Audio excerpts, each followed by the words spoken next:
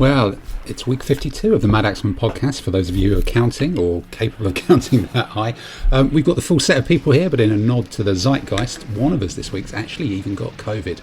We also then dive deep into a long and slightly repetitive, it must be said, discussion about basic techniques, how to do it cheaply, which is the way as well.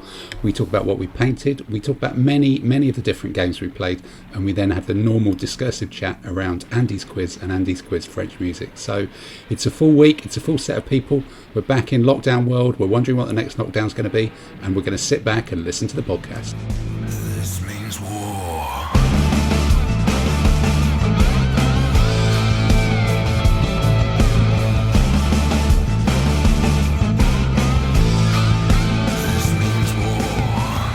Well, look, it's another week. I believe this is 52. Remarkable. 52? Yep, that sounds about right. So we did 51 last week, so it's probably 52 this week. And last time we even delved into a proper topic of conversation about big battles, and which means we're sort of starting to do the same thing as other podcasts and catching the zeitgeist. And I've got a zeitgeist-tastic set of 7 people here. All along the top of the Zoom. So new contributors then? Yeah, new contributors. Yeah, I've been the old lot, tried some new ones, but unfortunately we're back with you. That was an unsuccessful secret podcast midweek. But so we've got the full set. So if I just sort of run along the thing, Peter, you appear to have a new backdrop of an Assyrian Relief. Does this, which isn't some very strange practice in a small bar in a back street. But what have you been up to this week? What's going on in Painting Peter world? Well, I've moved on to Bavarian, so I've got a bit more time to paint as I'm currently off sick. So I've been delving into the world of Bavarian blue and trying to actually fill them out. So is that lots of very detailed little checkers of blue and white and BMWs driving around and things like that? That's only on the flags. I've bought a flag for that. Right. Oh, okay. That way lies madness. Yep. Yeah. No. It's a nice blue. I got an absolutely fantastic stack of material from Andy explaining about all the colours, what they're all called. So in a couple of weeks' time, I'll be doing my Very Best Dave special mispronunciation of in a dodgy accent of different battalions of the Bavarians, while explaining that these had gold buttons and these had slightly blue buttons or something. Right. Okay. Which your painting skills in 50mm will no doubt clearly make them identify. They'll all be gold. They'll all be gold. All the buttons will be gold. Be careful, mate. It sounds like you're turning into a Napoleonic wargamer. No, it's scary. Pete, if I can paint Bavarians, you can. Don't worry about it. Yeah, I think it's a bug going round. Yeah. I give everybody else permission. If Peter starting a sentence off when talking about Napoleonic uniforms with "I think you'll find," just give him a slap. Yeah, that could be the issue, couldn't it? Really, that definitely. Is that tonight's drinking game? That could be, yeah.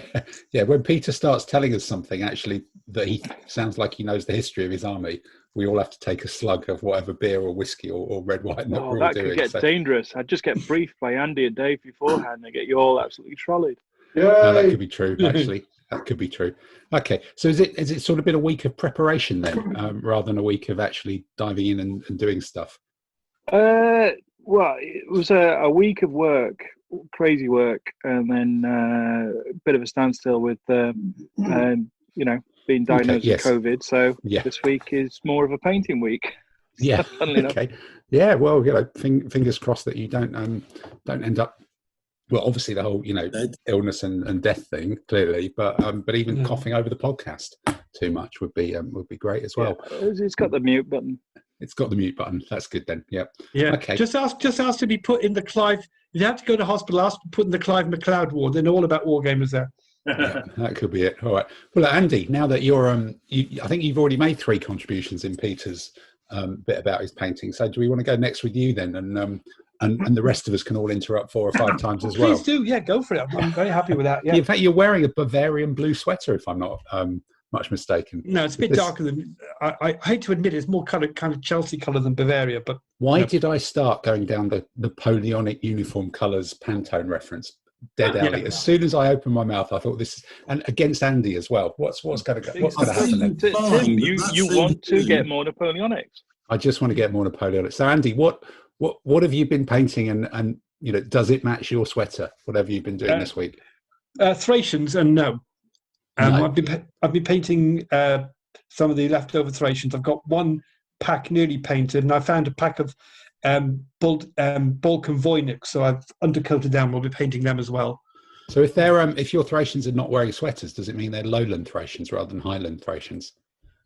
Probably, because they get chilly at night otherwise. They do have cloaks though, so that would keep them nice and warm. Okay. And I've done the cloaks different colours. They're all wearing brown.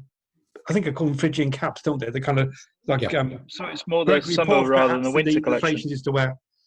Yeah. Okay. So is Gregory Porter a Thracian because of the hat he wears? I'm just wondering. Has anyone ever investigated this? I'm not entirely sure. But it does some. Are they the Romphia Thracians or are they javelin men? A bit of a mix of both. Well, they seem to come with spears. I might just trim the spears down to make them a bit more javelin-y. But they're not the Rompoya guys. Okay, that'll be that's an interesting little army, the Thracians. I think it's kind of somewhere on that to-do list of I've got enough Thracians for a sort of contingent of Seleucids and things, but then there's always that temptation to expand those 3 bases into an actual whole army. Well, actually, I was actually counting today, and including the other bases I've got and the things I've got to paint, I could actually make about 9 or 10 bases of Thracian medium foot. Okay, that's starting to get which is enough for a sort of allied, which is enough for an allied contingent in an army. I just need some cavalry of some kind, I suppose. Well, I guess Johnny generic cavalry possibly. Who knows? That could be all right. So it's just been the Hellenistics then. Any learnings from painting people entirely brown? No, not really. I've been painting them sort of contrast colours because I get bored of painting everything the same colour. Right. Okay, but mixing them up. All right. Well, if we've got no learnings from Andy, that's probably time to go to Tamsin. Absolutely. And, see what we can learn this week after last week's bombshell about nail polish holders. Yes, well, probably not much to learn this week, other than the fact that I actually did finish painting the foot leaders for my infamy project. That looks like a lot of leaders. Yeah, it's probably more than an 8. Well, cause you also got standard bearers and musicians in there, so. And that's a very heavily crewed ballista at the back as well. There's 5 guys on that one, if I can see it somewhere. Yeah. That's reassuring actually, because there's always a temptation with ballistas just to stick 2 crew on it, because that's kind of what comes in the packet. But it's a big old base, isn't it, with not much on it, and there's quite a lot of dudes doing stuff there. Yeah, I went with 5 because that's the crew number that you use for infamy. Okay. Need to make up some casualty morale tracking marker bases to use, possibly. Isn't it like building work? There's basically 2 people doing something and another 3 stood around telling them how to do it. Yeah, it does look like that, yeah. The front looks like he's... you need one Roman guy holding a little sign saying stop and go. Yeah, fire, no fire.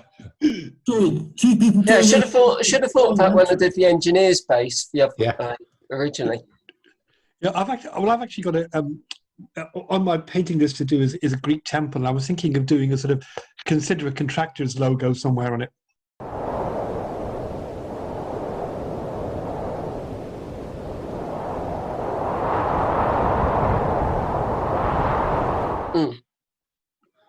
Yeah, Romans ended up a few more leader figures than. Sorry, there was just a moment there, and this will make no sense on the podcast at all. But you've got a picture of 2 Roman leaders next to each other, and they've kind of got one hand on their hip and one hand waving, and you've got a front and back view, and you were sort of swapping between the 2, and it did kind of look like a little bit of YMCA thing going on there. It's I might have to try and clip this video out. And it is a rather camp photo. It is a rather camp pose. It is a rather camp pose. Is that one of the Donington ones with?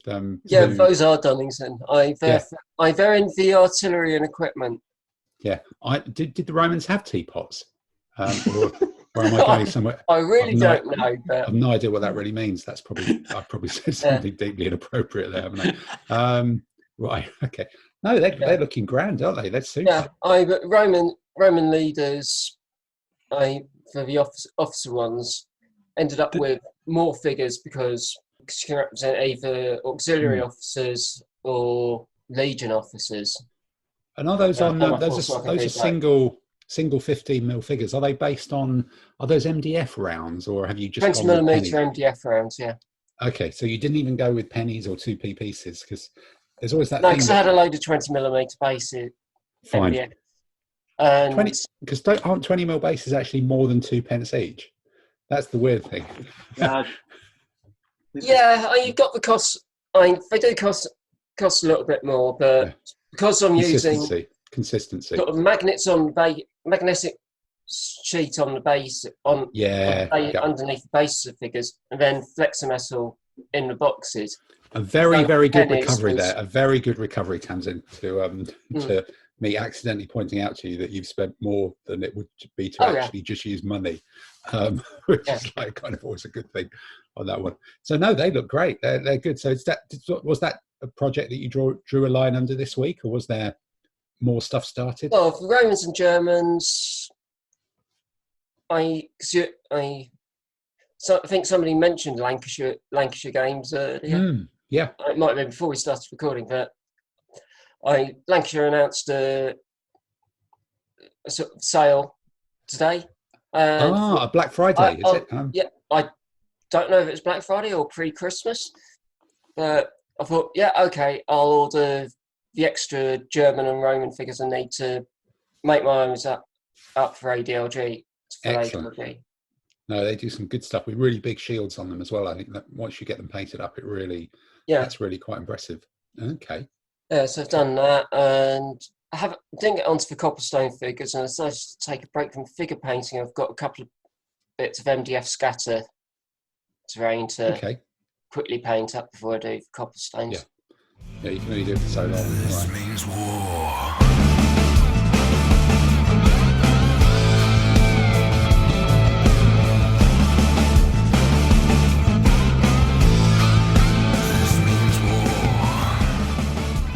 Well, if we're talking about Lancashire having a sale, I think Mr. Leroy Mayer, that possibly puts those to you, because we've had a little kind of sidebar WhatsApp exchange about the Venexia Ottomans and some of their other stuff that because they've inherited or ended up with that Venexia range that had disappeared for quite some time and gone to America and come back, and they are actually kind of cheap for what used to be an expensive range, I think.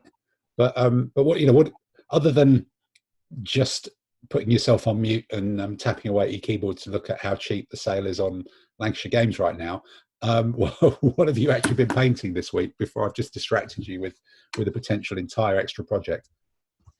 Oops, sorry, as I step away from the Lancashire website. Yep, indeed.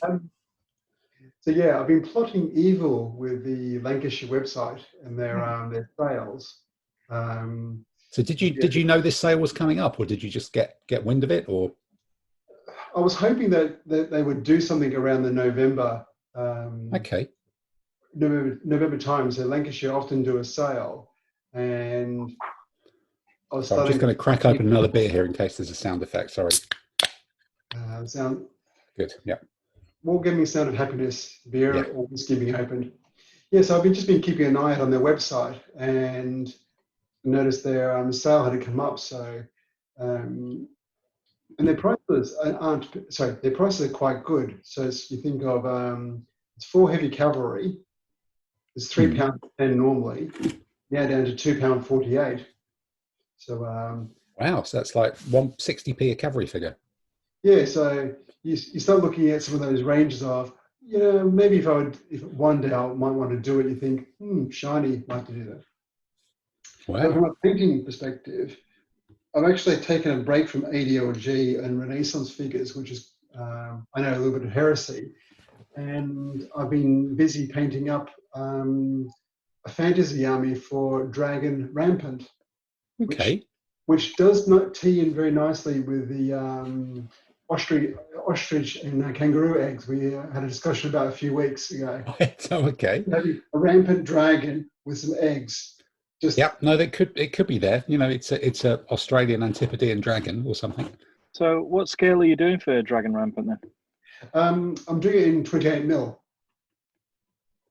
Is that the correct answer, Peter? Well, no, it's like if it was 15, I'd have to get some more figures. Oh, I've got 28 mil stuff. You've got 28 mil. It's the wrong answer. It means you can't buy any more stuff. Fine. Okay. All right. Yeah. There may have been an eBay accident. Was on eBay late at night, saw an army, put a cheeky bid in, and all of a sudden actually won the auction for an entire army. So I'm waiting for that to end up in the Oxford English Dictionary. It was an eBay accident. That should be one of the words of the year, shouldn't it, really? Because they were talking about several words of the year. Remote.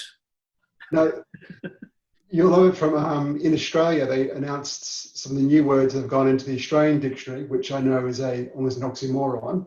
But it's now acknowledged that ISO and Rona is two new words in our dictionary. So Rona, you've got the Rona. Australians really can't use big words. So yeah, I've been in ISO for Rona. It's a real bummer. Right. It's truth. I just quite like the concept of having some Assyrian Relief. I want to know how much it costs. Yes. Yeah. Okay. Well, Adam, you've chipped in. You had a week last week when you weren't going to do any painting at all, but you did like an absolute, boatload of if summations do come in boats. I'm assuming that you've accidentally bought a load of stuff, or you were going to buy a bedside airbrush, weren't you? No, I wasn't. I was most definitely not going to get an airbrush. Yeah. But no, all I've done this week is I've carried on with the Assyrians. I haven't finished them. Wasn't doing it too much. But I spent more time putting together 30 of the Dacian infant figures, because it's now getting to the time of the year where I always want the next batch ready and primed up to paint, just in case it gets to the point of I finish one batch and then it rains for 3 weeks. So I'm trying to make sure. So I was prepping the new batch before finishing summations. And can't you do spraying in any of your extensive range of outbuildings? Well, I do, but it's still kind of damp, so I just prefer the atmosphere not being damp if at all possible. Yeah. And I might be being a bit of a wuss, but yeah, it's sort of like a dry day as opposed to is better than just a day where it's not raining indoors. And I was amazed this week because my Victrix order did arrive, and I do also have a little booklet. And what you were saying, there's an extensive booklet for painting Second World War German 3-tone camo, which is kind of complicated. Yeah. I got Shermans, which are kind of green, and there was the same book, and on the front cover of it, they had a list of paint colours for painting these 10mm Shermans. And there were 23 different paints on it. Yeah, and your comedy line from last week about the bedside airbrush is actually bloody true. I thought you'd made that up for comedy purposes. Last week, that wasn't a pudding I was over-egging. If anything, I was not at all. Doing subtlety. Not at all. 23 bloody paint colours for painting a 10mm Sherman. And I think there's 4 colours of white for doing the whitewash. Because to do them for winter war. Painting a 10mm Sherman, I'm going with, we need green. I'm just waiting for the spray to arrive, and then it's mostly done. That's just absolutely it. Okay. So how have the Dacians been going? Do they click together very well? Is there any good things where you go the mould lines are in the right places or whatever? There's not very much. There's still quite a new range, so there's not too many mould lines, I don't think. I think it's they're quite clean. The mould lines are quite easy to scrape off. I know you've got into kit bashing different plastic figures and sticking them together. My judgment of these plastic kits, I want them to be a wide variety of interesting poses while being really, really easy to stick together. Yeah. Because I know that's contradictory, but that's my beautiful thing. They're enough. I found some of them were a little bit of a pain to get the arms to match up and be a bit natural, and they might need a little bit of filler or something. Or that might so I found it seemed to take me to stick 30 of them together. Seemed to take an awful long time. But when I say an awful long time, that's a couple of hours probably. But they look good. They're prepped, and I'm sure once they're painted, they will look even better. So they're all sort of like kind of working. And there is lots of poses, and the bowmen, because I'm doing one base of bowmen in that 30, and sort of like each of the bowmen's in different pose. Some are loosing, some are knocking, some are taking a sort of like arrow out the quiver, either on the back or in the hip. So it's all good. That's good. Excellent. All right. Okay. In fact, no, the only thing about them that's kind of interesting is there are 8 bodies on a sprue, and 2 of the bodies are topless.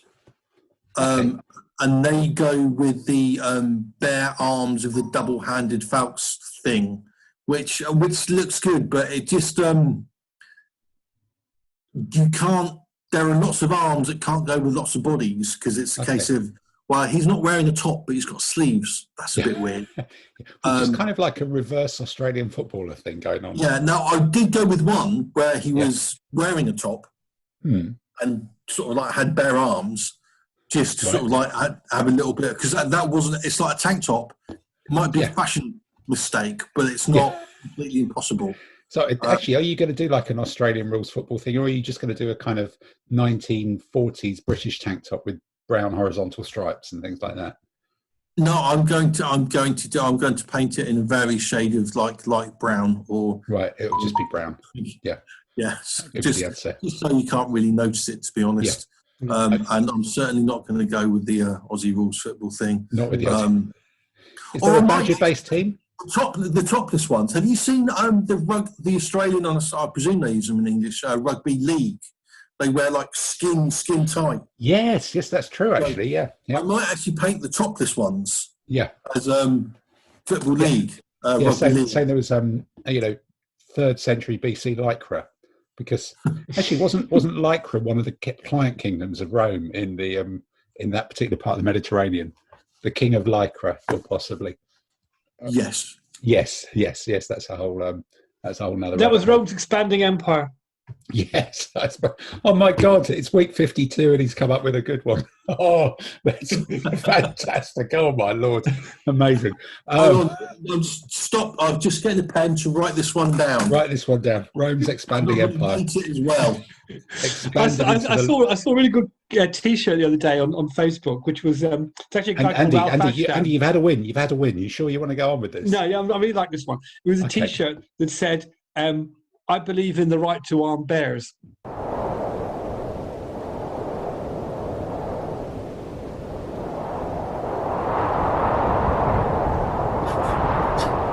Quit while you're ahead, mate.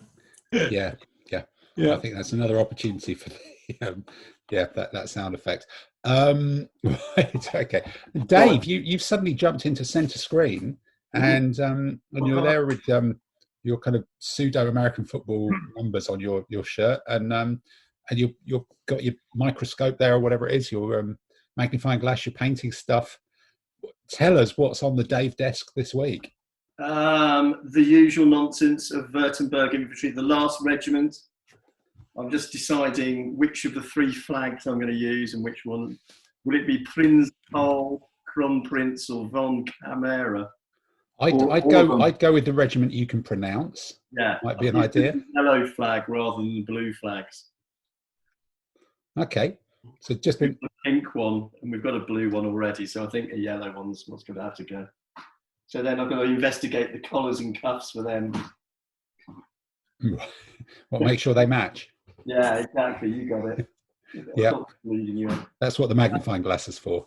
Yeah, I've got a bit bored of painting all that, so I've been rummaging through the boxes of rubbish, and I've got a box of Well, thanks. I've got a box of stuff which you got given at salute and at various things. So I stuck together some Deus Volt Fireforge. There's a King Baldwin we were given at Rome, at the Worlds in Rome. Mike Baldwin? Yeah, but so Please don't suggest Mike Baldwin's any form of royalty. That would be a deep, deep dark hole to go down. So I started sticking him together with Testors cement because I'm no good with these 28 millimeter things, and it wasn't until Simon that Clive Freewheeling pointed out that the Firefall figures are actually resin. Dave, there's an entire podcast about glue. Where were you? You were part of it. Were you paying no attention? Well, no, it was painting Egyptians or something. Yeah, Tim, that was so one lockdown ago. That was so one lockdown ago, absolutely. Yeah. I've been sitting here trying to stick a horse together with plastic cement glue, and it's just falling apart. And I'm thinking, what the hell am I doing wrong? Till I found out it was resin. So, the answer to all questions is use araldite, isn't it? I don't like araldite. I tried. Well, that's another story. Baby sham. Yeah. I've been painting some Malifaux figures. You've got some Malifaux figures. Well, when we went down to Bournemouth, and I came. Yes, that's true. Yeah. Yeah. I was wandering around the shop in Toyment in Bournemouth, thinking, "What the hell should I do with another Victory, 15 quid or whatever?" And I bought these Malifaux sewer bases. Okay, right. So you're building from the ground up. Put them together, and you probably won't see them because the lights. Yep. Okay. So like a little brick wall with some pipes and some tentacles coming out of them. Right. Excellent. Have you got anything to actually put on the base? Yeah, no, it's a base with a wall and some pipes, and then out of the pipes are coming some sort of alien tentacle thing. Okay, so you've done a base, which for this week, to be fair, is like pretty on point, isn't it? Yeah, that's pretty on point. And but no figure on top of it. So I'm sort of between projects. So I've been thinking, go through this bag of old salutes, plastics, and sort of stick some of them together and have a bit of fun with that. But the main thing is, I've decided I've got a new project for the winter is going to be some sort of African army. Probably Beja or Christian Nubian. So I remembered that Paul Johnson did a really pretty army for that. He did, yeah, really good, really good. Years ago.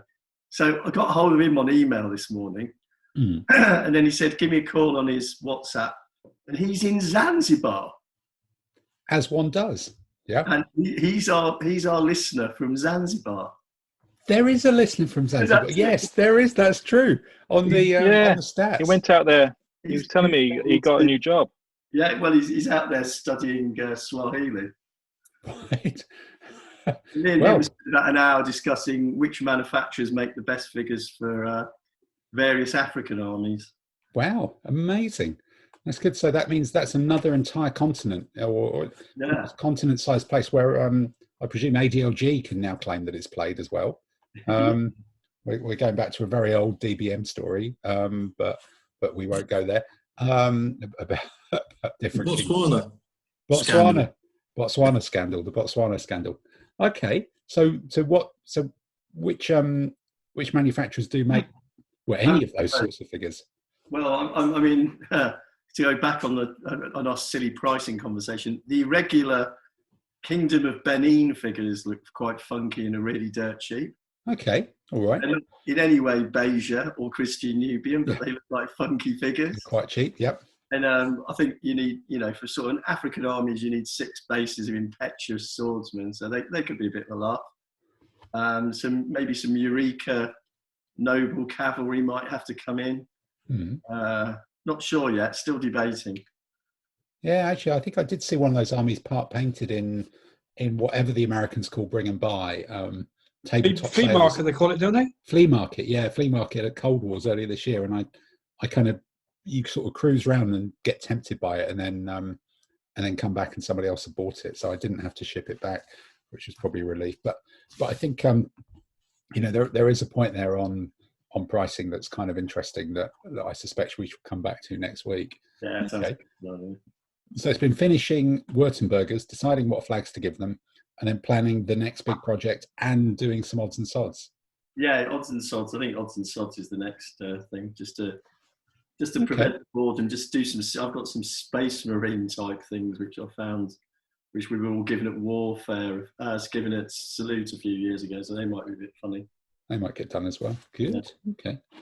Right. Well, I think from my point of view, again, it's been an odds and sods week as well. It's one of those. I think I threw some photos on the website earlier, but so I've had a load of 6mm tanks that I painted about another 20 of, some 1-ton Land Rovers, some Chieftains, some Butler's plastic models, T55s, which, you know, a T55 is about as throwaway a tank as you want. It's almost kind of what a small child would draw a tank.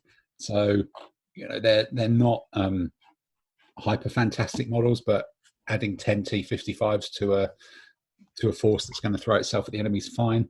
I've started painting those couple of Trent miniatures, Ottoman commanders up there somewhere, whatever, in 28mm, which are generals for an Ottoman army that I don't really own properly. 15mm. I've had a bash at.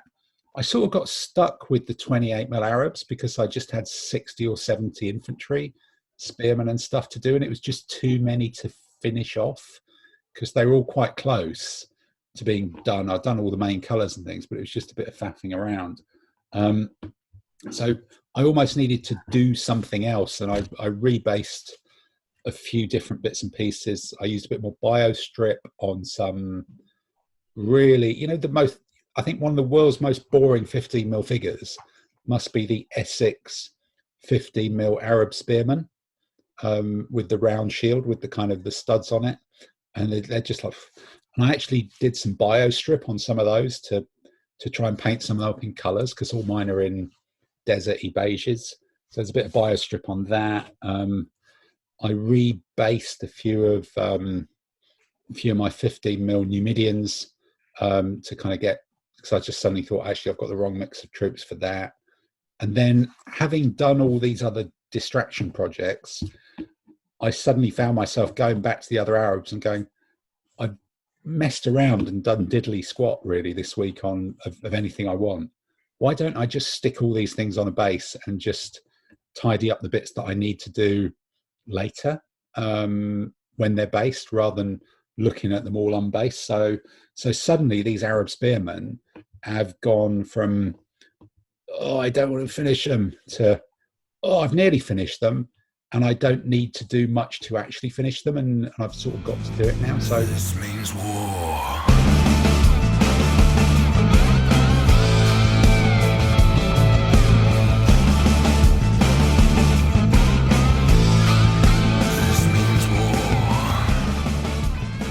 My Victrix order with the mythical 10mm Shermans arrived, which is just, it's, again, I think it probably does mean, I think we do need to have a conversation about why we don't want to pay proper money for good stuff.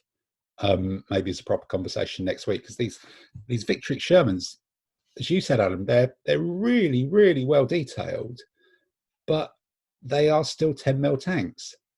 And at 22 quid for 6, that's like £3.70 each. And are they better than pit head tanks at £2.70?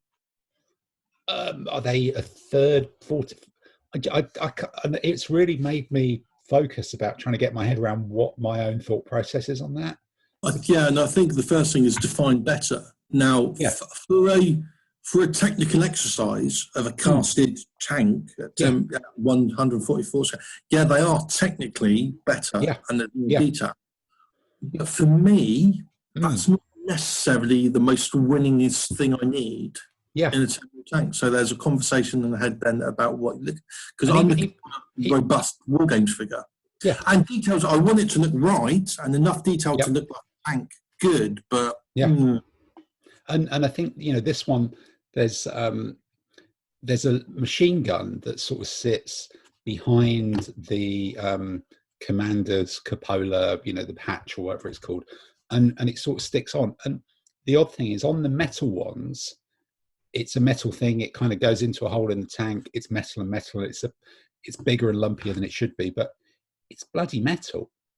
Whereas this is a cast to scale plastic glued on a, the thickness of a needle mounting onto another bit of plastic, and you're going, this, I'm going to break this.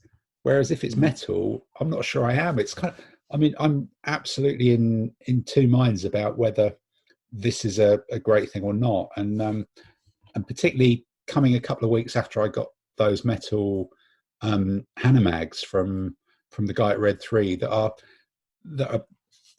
kind of exactly what I want for 10mm tanks. They're clean, they're nice castings. Then I've been looking at some of the pre-printed, the print to order stuff online to think, particularly for tanks. And Adam, you must have done this as well with them. You can have the APCs, but they do cost money, cost points, and you end up wanting a load of cheap trucks to ferry your infantry around the battlefield, so you can spend more points on tanks, really, don't you? But then you're going, why am I paying proper money for trucks that are going to move twice and be taken off? Which I have done. Which they're just markers. Yeah. And I was thinking, should I just get some resin trucks, because that would be kind of a good compromise? And then you look at them, you go, some of them at 10mm have got real printing lines, I guess, on them. So there's all sorts of weird things. But I think there's a whole other conversation that we should probably have next week about why and what is good value, and why do we bang on about it and get so tied up about it as wargamers, particularly ancient wargamers or historical wargamers, because I don't think it's such a thing in the GW world or the some other parts of it. I don't think it's a thing in the board games world. People pay proper money for stuff. If you look at the price of Games Workshop, good value in Games Workshop. You've already gone. You're out, aren't you, on that thing? But one figure, £80. ADLG arm is almost just over £80. I think, to be honest, it's very much an instinctive thing and not rational. And if you really like something, you'll pay the money for it. And why? But I think the big question, let's just come back to this next week, is why. It's almost we're getting almost into psychology, but why are we not able to make rational decisions? Because we could all look at one thing and go, that's not good value, and we could all look at something else and go, I'd pay any money for that. And both of them are it goes back figures. To without being boring, economics and the study of it and what you value it compared to someone else values it. That comparison could be vastly different. I mean, there are someone who's not a war gamer about, do they value any of the armies that we have and do? Yeah, that's probably a whole other thing. But I do think there is something specific in historical war gamers about this as well. And I remember having a conversation with a couple of guys who run a big board game show and talking to them about historical war gamers. And they said, look, at the end of the day, historical war gamers as a group are just tight. And if you think of the people who, when the BHGS moved one of their competitions to UK Games Expo at the NEC, there were whole groups of, it was almost bizarre. It was kind of rule set specific. And some rule sets were going, no, this is too expensive. I don't like paying for the parking, whatever. And other rule sets were going, this is all right. It's fine. I quite like it. And clearly there's different things and different costs and all the rest of it. But there's just something weird there. But look, let's unpick that next week, and then let's get on to what sort of gaming have you done this week. Yeah, but going back to your Shermans and the machine guns, you're doing British or American? They're going to be the same. They're going to be generic. Oh, right, okay. Germans. I mean, lots of people argue about those. The top machine gun for the anti-aircraft, which was for anti-aircraft. I mean, most of the British tanks removed it. Well, I think mine will be British then, because I think I'll be removing it by accident. My there are thumbs will be different types removing of it. Shermans, and this is the way different types of Shermans go. You've got Sherman 75s and 76s, which are actually the same tank. It just depends on what gun they've got. Yeah. You've got the Firefly, who's got a bigger gun, and then you've got the bigger and a different turret. And the thing out the back, the box on the back. Yeah. And then you've got the Jumbo, and that's the only type It's the three. And you've got the one of these heroes with the drain pipe stuck over it. Yeah. Sorry, Adam. I'll let you know that. Yeah. Can I just ask Peter a question? Because his background, is that actually the Ishtar Gate Babylonian lion? Is that a special background you put on? Because that looks like it's sort of like a wall in Peter's Towers. Is that part of your house? It's, we just had it shipped over from Germany. Yeah. We just took it out of the museum there and just decided to attach it to the wall. Peter's Mansions in South London. It looks beautiful, by the way. It's fantastic. You should see it with the uplights. If I went and turned the uplights on right now, it'd just be fantastic. Just and if you can see the little notch I'm trying to get just over there, if you press that in, the cocktail bar comes out. Mr. Bond, you're spoiling us. Right. So have you got the shark tank behind it then? This means war.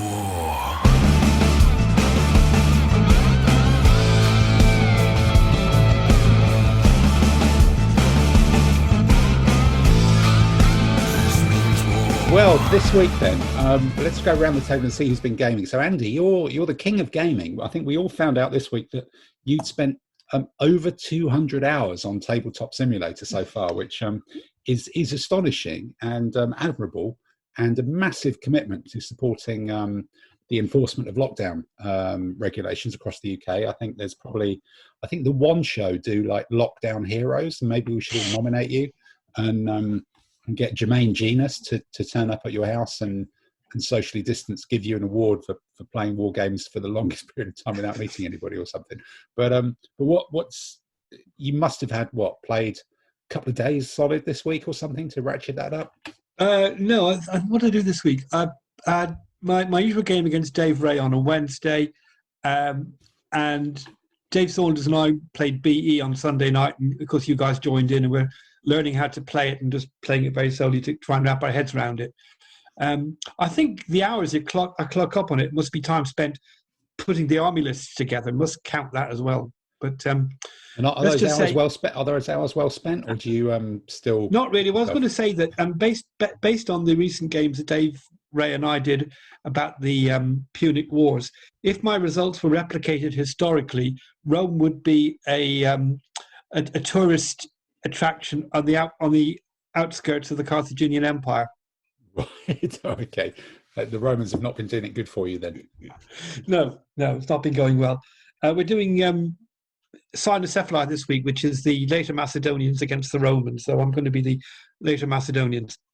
Okay. Do you actually do you have sort of the setup for these games? You save the setups if you both got? Are they historical lists or are they just broadly? No, we don't. What we're doing for these games is we're just saying what year was the battle. What were the armies that took part, and then just build army lists around that. Right. Okay. Yeah. So, for example, when we did Cannae, we did the Hannibal in Italy version of the Carthaginians. Okay. So it's pretty light touch. That's the only degree of authenticity that we got with it. But the battle could have taken place in any kind of terrain based on what was rolled up and who got the initiative. Okay. All right. And then the Battle Empire game, which I kind of joined in on the end of it, I think there was quite an enlightening debate on that. And Dave, you can probably chip in as well, in which I think Dave was trying to work out if the rules were broken, and you were pointing out to him that advancing in column down a road over a bridge towards a massed artillery battery of Russians would have been pretty bad idea in any sort of rules. Dave, have you internalised that yet? Have you internalised that challenge? I get it completely, but I think once you've got an impassable river with two fords and a bridge, the game is pretty weird. Yeah, I just thought it was fantastic to see the ricochets almost taking out your generals twice. Yes, yeah. Yeah, ricochets of the bouncing ball going through a column of infantry and then hitting into the people behind it. It was really quite frightening. But, what you sort of seem to overlook is that it's not just one cannonball. It's a whole swathe of the front of a battery, which with the Russian battery you're looking probably like 120 meters wide of scattered guns. So there's quite a swathe. Was that terrain that some of you actually chose? I can't imagine it was just. No. It's what came up in the die rolls. It's kind of compulsory in Eastern. We were playing in Eastern Europe because Andy was using the Russians, And when there's a possibility of you having a river across the front of your own deployment area that has only got 2 fords. Yeah. Well, Wow. all the terrain has to go on your side. If you whatever you get on the table goes in your side of the table. So if you get a river, you then dice for whereabouts the river starts and finishes, and it seems to be quite often it comes on in a sort of U shape. Right. There was look. Fair go to Dave. There was 3 fords. He only chose to use the 2 that were facing straight at the cannons. Fine, that was it. Yeah. And was it mandatory to have the river running pretty much along the outside edge of your deployment area? Essentially, yes. But also the river rolled up as a fast-flowing, wide river. And, if it was a little stream, you wouldn't have had that problem because the guys could have just waded across anywhere and then it wouldn't have been such a terrain obstacle. I think it's like Aspen Essling, which is like where, I'm sure we all know, Napoleon was trying to get across a river and the Austrians were floating pontoons full of bricks down the river. Yeah. I think is that episode number 17 of the Lockdown 20, possibly? Exactly. Yeah. Something like could that. Well be. Yeah, could well be. Asperg Essling. What my army's supposed to represent. So that was fun. Okay. I think BE is quite a complicated set of rules. It's good. There's a lot going on in there. There's a lot of traffic management, isn't there? It's bizarre. That's one of the skills is traffic management, which I think is your phrase, Andy. Also, you need to go in mob-handed. It's not like ADLG where a better unit will beat a lesser quality unit of the enemy. You're more likely to come a cropper unless you go in with superior numbers. Yeah, you need that 2-to-1, 3-to-1. You need to do the softening up. It is just a dip. Well, and also for the morale support, game. If you're going in with flank and rear support, you're less likely to be driven off before you need to fight people. Yeah, it's literally a different game, isn't it? Quite literally a different game. Yeah. Okay. I had some progress with BE this week. I've actually been allowed to go onto the forum. It's only taken 3 weeks for them to do it. Yeah, I think Hervé might be busy with something else, possibly. Yeah, I think fingers crossed, which would be a result, wouldn't it? So what about anything else, Dave, from you? Did you play any other games this week, or were you just still reeling from your BE experience? No, BE we played sort of twice, didn't we? Simon and I were going to play last week. We were a bit too pissed after the funeral. Oh, right. No, okay. Yeah, Clive's. We didn't quite get there. Right. Okay. Okay. Anybody else? Peter, have you now that you're locked in your house with your children who've already gifted you a disease, I believe, did you manage to take them on any sort of form of gaming? No, we were doing a bit of computer gaming where we were doing EU4, but not like doing some of the tabletop stuff. So my youngest was. Do you play them at EU4 or? Yes, I do, and he beats me, which is quite amusing because he's worked out all the tricks and everything else, and likes turning up mob-handed with his Ottomans. Oh wow! So he basically beats you as a teenager, whatever would do at computer games, rather than your military genius still remains unbowed. It's just him knowing the tricks. That I'd like to think it that way. Yeah. It's okay then. Yeah. So we'll have to bring him in at some point and see if he's got a different view on that. I have a suspicion. I don't doubt he won't. But you don't doubt he won't. Okay. Yeah, but hopefully this week he'll be doing a few more BE games, I think. Yeah. No, good. Right. Okay. All right. Tamsin, what about you? Have you been doing any skirmish gaming or getting anything out on the table this time this week, or has it still been all painting for you? Oh, not there. Sorry. Adam's gone as well completely. Right. So, I was just doing some bloody painting there. Sorry about that. There she is. Tansy, any skirmish games from you this week? No games for me this week. Okay. Well, for me this week, I've actually managed to fit in, as well as kind of sitting in on the BE game. Well, I didn't shove any soldiers around. I think I've actually done 2 long-distance tabletop simulator games. One against, one guy, a couple of guys from Australia. One of them's the battle reports guy from Australia as well. He joined in and came to sit it. So it was I actually had to start at 9 o'clock in the morning which is a bit surreal, in order to get the time difference right for them to the other side. So for me, that was actually getting up early and on time. It was quite disturbing, and I did that textbook completely stupid thing of. I say completely stupid, but most of the Western defence industrial complex and its defence establishment does it every day, of fighting the last war, which was quite remarkable. So I was playing a classical game because it's the first time we played, so I always think classical is a good place to start. And I didn't actually get around to pulling together a proper army, so I just reused the Roman army that I'd played Phil with the week before, and tweaked it to make it better, because it had some flaws, because I'd just cobbled that together a little bit. So I improved it, and I was thinking, okay, I'll just wheel this out. It's already won a game. It's been quite effective, bish bosh. And deployed it. The terrain didn't really work. The other people, they were using Carthaginians, and they took off 2 bits of rough that I put down with 2 6s, which was a bit of a pain in the whatever. And it only left 1 piece of rough on one flank for my medium infantry, my Samnites to rush into. So I stuck the Samnites there. They were going to rush into the medium infantry. I was going to, put my big spear and legionaries in the middle and tough it out, and then my big cavalry command on the open flank with a couple of spearmen and try and do the same thing. And I'd not been paying attention, and they were using early Carthaginians. So, so my medium infantry suddenly found themselves in the open, moving second against 4 heavy chariots. So they were sort of on the back foot from pretty much the first turn. And I think the best I managed to achieve with them was having the last of them killed on my base edge in about turn 4. So they were basically speed bumps. They were speed bumps, and the speed bit was they were running backwards at full speed, trying to just delay death, which completely opened the flank of my spear line, which didn't work. And then my cavalry command and its spearmen were just slowly chasing his cavalry command, which was falling back because he was just winning in the middle. And it was just everything. I didn't pay attention on the list.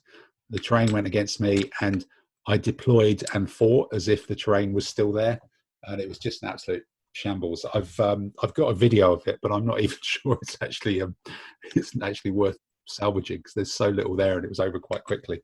And then this afternoon I've just played Massimo, who's the guy who's conjured up many of the armies in Artillery on Tabletop Simulator, in a great high medieval battle. I used late Hungarians and he used Germans. And there was a big medium foot motorway sort of straight down the middle, a hill and some rough terrain that I couldn't really do a lot about. And he threw a load of Swiss halberdiers down it in an allied command. One flank he had all his heavy infantry, pikemen, halberdiers, and I just sort of skirmished that away with cavalry. The other flank he had his knights, and I had my knights and a command with some sort of infantry and a war wagon and the rest of it. And it was a real nip and tuck. I was a long way ahead for a while, and then nearly pushed him over the line, and then he really, really clawed it back. And we ended up, his 21 element army broke, and my 22 element army had 21 gone.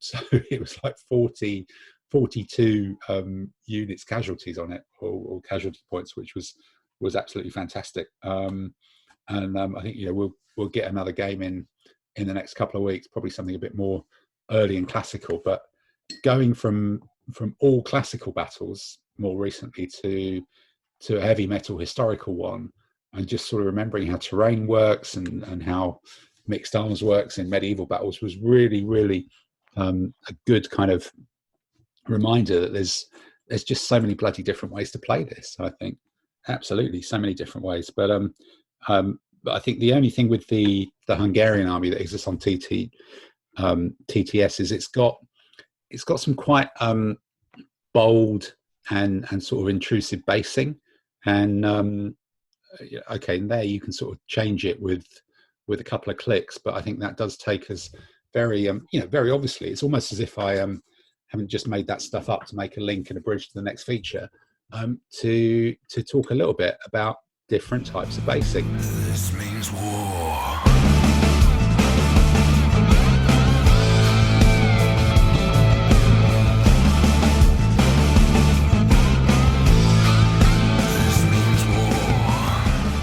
Right, well, this is something that we've been threatening to talk about for months, possibly even since we started. It's been on our list of unimportant, weird things. But I think, after the massive excitement of paintbrushes and then topping that with a whole 35 to 38 minutes about talking about glue, we seem to have managed to kick this one into the long grass for the best part of 6 months. But with lockdown grinding on and being kind of weirdly sort of extended today, as there always seems to be a press conference at all times, it has eventually become the time to talk about basing and how we do it, what we do, what the theory is, what the thinking is. And this is if we want to start high and start about this intellectually and talk about the ins and outs of it, I think there's only one place to start, and that is Tamsin, because you have clearly thought about this, and the rest of us probably just do stuff and cobble it together and don't think about it. But you're going to, I'm hoping, lay some theory, some structure, some concepts onto it, some stuff that you've read from somewhere else. What's your world? What's your basing thing? How does that all fit together? It depends. Correct answer. Materials over the years, so it's always try to get the bases done so they look appropriate for the context of the figures they're going to be in. You don't have a basing style, then you look at the figures. Do you look at the scale? Do you look at the because obviously it's a mix. The scale of figures, the context, so what period, what geographical area. Yeah. Also, are they individually based, multiple based? Okay. So I guess the context is a straightforward one for us all to understand. We're not going to see the Romans in Megacity 1, although I'm sure someone's planned a game for Salute 2023 for that. Given the fact that there's a lot of various time travel bits going on. Possible, isn't it? Yeah, it will be at Salute 2023 now we've mentioned it. You could well see. Yeah, but you made an interesting suggestion about scale. So if you're saying 15s and 28s, then generally, even if they were the same era, say you were doing, I think we've seen you do some Romans or something, or and 15s and 28s. What's your thinking about doing them differently, or how would you approach them differently from basing material, basing style? What is there a difference? So I've read to some extent. If you're using sand and other sort of granular bits, it depends on the grain size.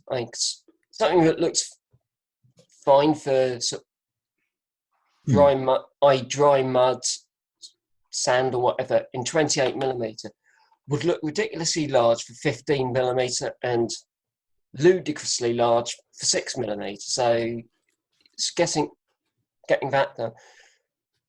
Sorry, I've just got to put you on pause while I go and burn all my basing from my different scale checks. No, we'll come back to it. Yeah, go on, carry on. Yeah, so different grades of sand for mixed into however you're going to do it. So 6mm or even 15mm, I tend to use sort of finer grain sand than I do for wood at 28mm.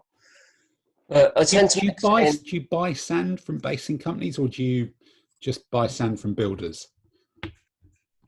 I'm trying to remember what I did. I think the first army I did, the basing sand I got was I nicked it out of the children's sand pit. Yeah. By comparison. Yeah.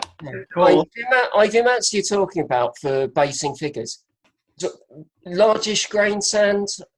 I tend to use. You can buy 1 kilogram bags of bird sand from Wilco for I think it's £1. Mm. That'll do you for several Decade. 28mm armies. Yep. Yeah. So it's just a grain thing. And also, I've Wilco bird grit again, kilogram for £1, and Right. Okay. use a mix even more up. So do you have, in the same way that you've got your tiered, arrangement of paints on the nail varnish, do you have a tiered arrangement of different pots of bird grit? There's not an eBay bird grit tiered holder? No, fine. I just have sort of Tupperware, standard Tupperware. But how many? Bags into Tupperware boxes. But how many different grades of sand and stuff do you have on the workbench? I think it's probably 3. 3. Okay. Oh, thank God for that. I was just. Yeah, it's not 100. I think it's going to be like 18 or something. But what I found, two sides of basing. You got the sort of ground material. Yeah.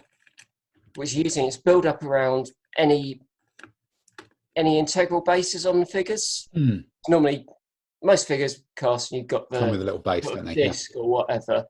Yeah. Building up around that, and I tend to use, if it's quite thin, you can get away with just PVA and sand. If it's thicker, then you need to build up a bit. And I've tried various materials over the years. I sort of acrylic modelling paste, which still do sometimes. That costs money though, doesn't it? That's like that's like an expensive thing, isn't it? Cheap and cheerful now. Mm. Pound shops, go and buy.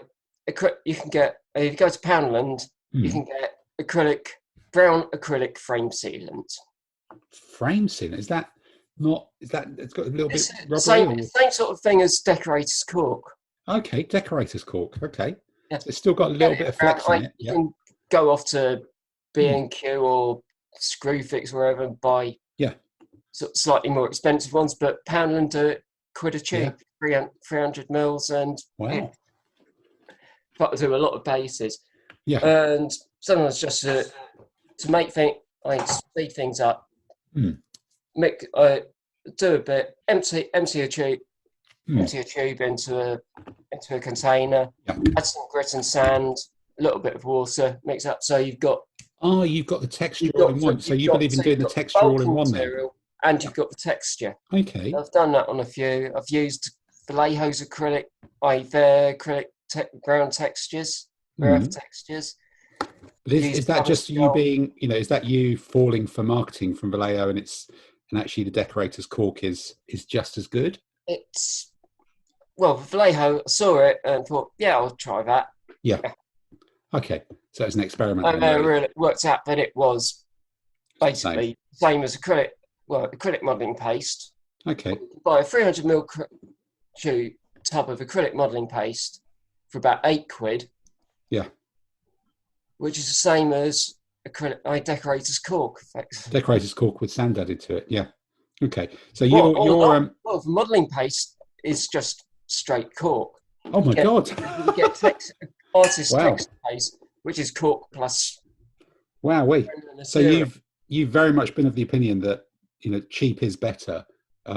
Cheap is exactly the same really when it comes to this sort of stuff. Cheap is basing materials. It's good enough. I wouldn't use sort of cheapo craft acrylics from the works for painting figures. No, sure, but for basing, it's as good as. For basing and for doing terrain, they're absolutely fine. But just get it done. Okay, all right. And second stage of basing is what you put on top of that ground texture. Okay. You're talking sort of the ground foam flocks, static grass, pre-made. Now there's a whole world of static grass, isn't there? So are you an electric machine type person when it comes to static grass? Is that sometimes not always? What's your criteria for using have you got an electrostatic machine thing? I've actually got two. Of course you've got two. Right. And I've got one which is a bedside one. There's a bedside one with 2 to 3 bars of pressure. I've got a flatbed one which I bought. I think it was War Painter. Okay. I've a flock box, which you can use as flatbed. I put put paper down, sort of hold it down with something, apply spots of glue, and you can make tufts that way. Or you can plug it, or it comes with crocodile clips, which you can attach to sieve or whatever. Have your paper or whatever separate. Grass into the sieve and shake it over. I've used both, but I found in some ways that was actually a bit awkward for when you were doing sort of figure bases. Yeah. Fine for doing tufts, but not for doing figures. So doing electrostatic on. I bought another one from War World Scenics. Right. The handheld sort of shaker tub looks like a lightsaber gone wrong. Right. Okay. And is that battery operated? That's battery operated. The flatbed one can be battery operated or mains operated. Personally, I would say if you're getting into mains operated flock stuff, you're in a world of danger, really, aren't you? That's it can't need 240 volts and 50 hertz, can it? Really? Otherwise, you're going to be melting the figures, surely. But no, it goes. Well, it doesn't. It goes through a transformer bit, so it's only about 9 or 12 volts. Fine. All right. Okay. It's the amperage. And remember, it's not for voltage that kills you. It's the amperage. It's the amperage. Igor, throw the switch. Throw the switch, Igor. Yes. He passed away through. The multi-figure bases. Most of the time, I actually do the same as Dave. I use the knock gauge master, whichever it is. The puffer squirter thing. Bottles. And the difference between using either electrostatic or the puffer squirter bottle and just, which is kind of what I do, is like stick on some white glue and then dunk them in grass stuffs. What is the real difference? You're more like with the puff bottle, you get more of them actually standing upright than you do just dunking them in. And with electrostatic, you get even more standing upright. Okay. Then it's the whole bit about the thickness, how thick. How long is the flock? Yeah, what is the flock length? What's your chosen flock length by figure?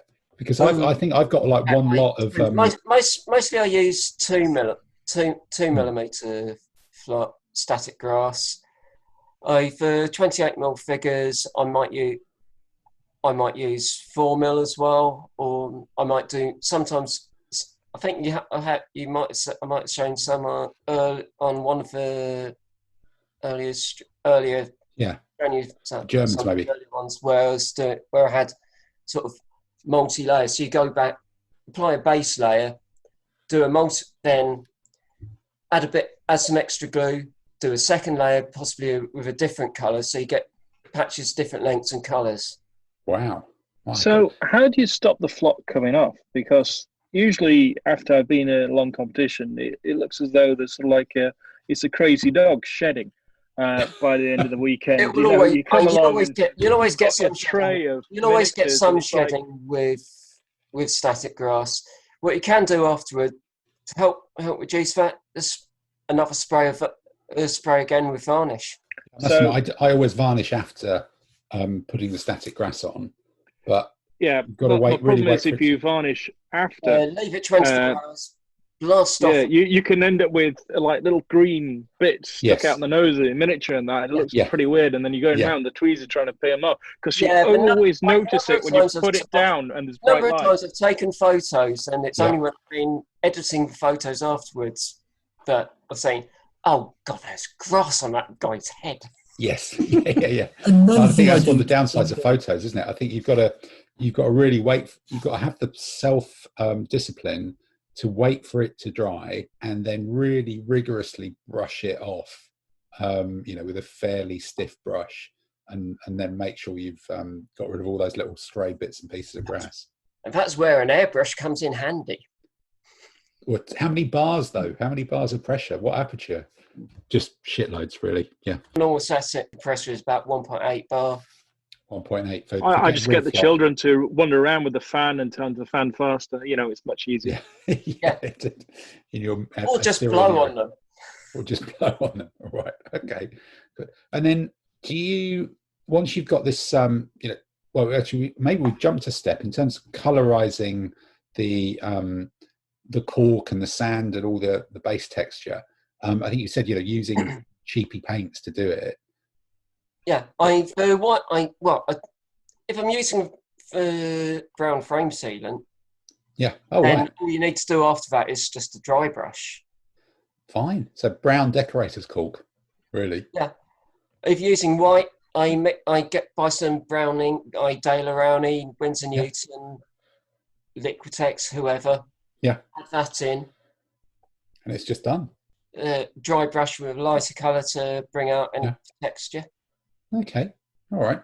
So so it is the Mass Effect that this is one of the things, even prejudging our conversation next week, in which cheap is quite often better, and that allows you to save enough money to spend hundreds of pounds on 2 different electrostatic flock machines that work off mains electricity. It's a result. It's perfect. Textbook wargaming. Another sort of basing, which I got from another blogger, which I have used and which I've been using with these Romans. Rather than using sort of glue, white PVA glue, standard household paint, emulsion paint, put that on the base, add the sand, it will stick it quite happily. It will stick it, yeah. If you want, you can mix in some PVA glue in for a bit of extra, but the paint will hold it just as well. Wow. So you mean you end up with all your soldiers in pure brilliant white? And the sand that you put on top will actually take up some of the pigment from the paint. Okay. It actually sucks the pigment out of the paint. So you just need to get a household paint in the right brown. So does that mean if you get some of the hairs, some of the grass, some of the flock, you can just say it's from the Dulux dog that was delivering the paint then? Yeah. If your Dulux dog is bright green, You could. Yeah, possibly whatever COVID drugs you're having there, Peter, might be you might have picked the wrong ones, I think. If you've muted yourself, Peter. Dogs. Yeah. Oh, they're good. Yeah. This means war.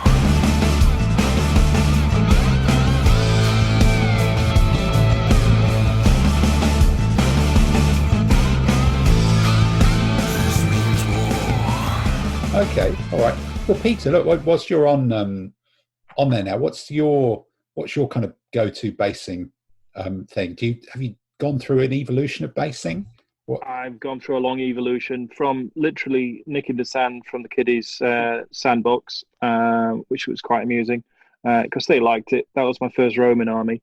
To then I went after going to the first couple of competitions and seeing some of you with various complicated stuff, and I made the mistake of looking at someone's 28mm armies, and I went and bought a load of stuff which I've consequently not even opened. Because it's just like going, it's just too much hassle.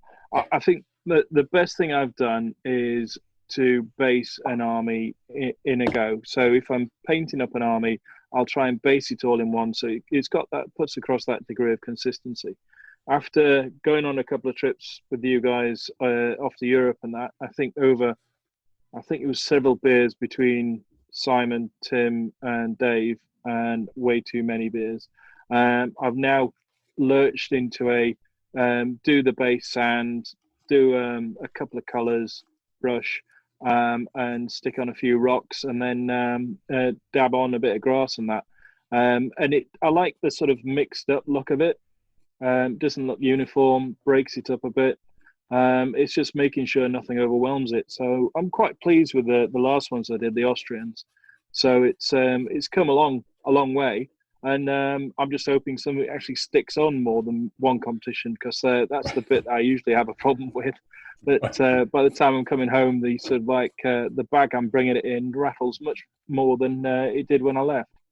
So have you ended up with armies that are based noticeably differently, so which makes it difficult to mix them or morph them together, or have your basing's always been reasonably consistent? No, I did the Flames, my first Flame to War one. I did those in a more consistent manner because of the nationalities. So, it's different compared to the Ancients. When I started doing the Ancients, the ADLG stuff, I went mostly a consistent one, apart from when I did some of the Arabic stuff and went into a sort of desert scheme. Because with the Ancients, a lot of it you can sort of mix and match in certain ones. So I wanted to be consistent from that. And then when I've come to the Napoleonics, I've just decided I bought some French ones. So they're going to stay with the sort of the green velvet that they've got, but with the Austrians and some of the others that have a bit more fun running over the hills and that. I'm having that sort of light rocky formation. But when we were doing the Saga stuff, I experimented a bit with the 28mm stuff, and oh man, I'm sure I've got a pack of those flowers and things somewhere that I just could not be bothered using. Yeah. I tried 3 or 4 times. They look great, but bloody hell, I'm sorry, but life's too short. On that, I've got several packs. I think it was miniature. Yeah. The flowers, just like going flowers and. The flowers are so tempting, aren't they? But then you look at them, you go, is this quite sort of military enough? Has it got that military vibe, really? That's always the challenge. I just, I try to aim for a bit more consistency. And but it's like you were saying about painting the army. But by the time you finish painting it, I just want to get it done now. Because, I must admit, most of my armies, normally when we're getting ready for competitions and that, the basing is dictated by how many days there are left until I have to actually leave for the competition. Defines about how detailed it is.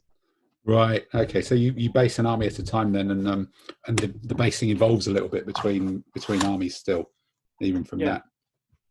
Yeah. Okay. All right. Dave, what about you?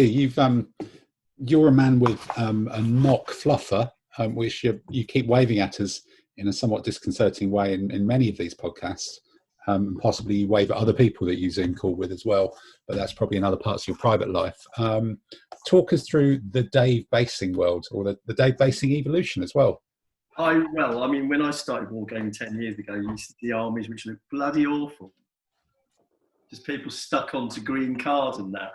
And I think basing's come one hell of a long way. I've evolved from just sticking a bit of sand onto. I really enjoy basing. I really do.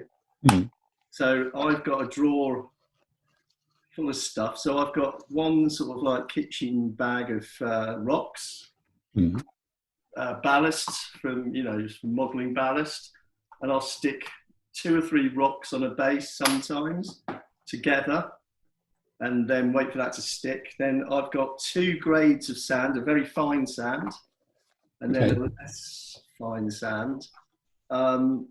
I'll make sure there's glue all over the base, including onto the metal around the guy's shoes, because there's nothing worse on basing to see the metal base of the figure sticking through your sand and that.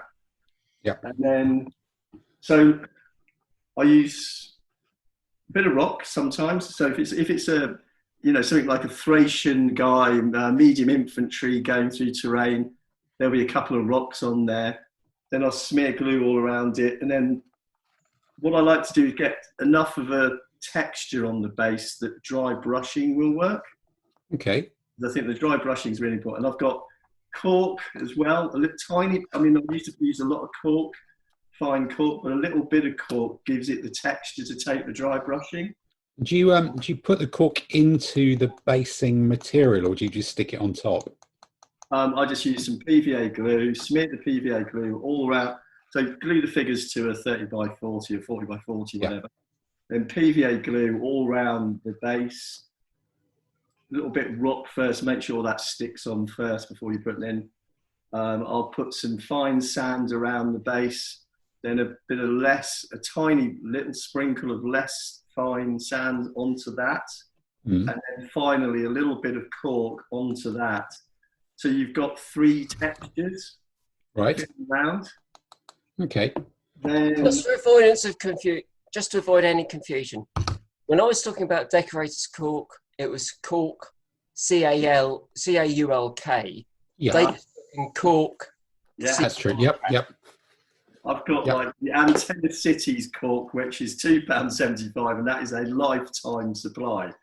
I'd actually say if anybody wants some, I've got loads.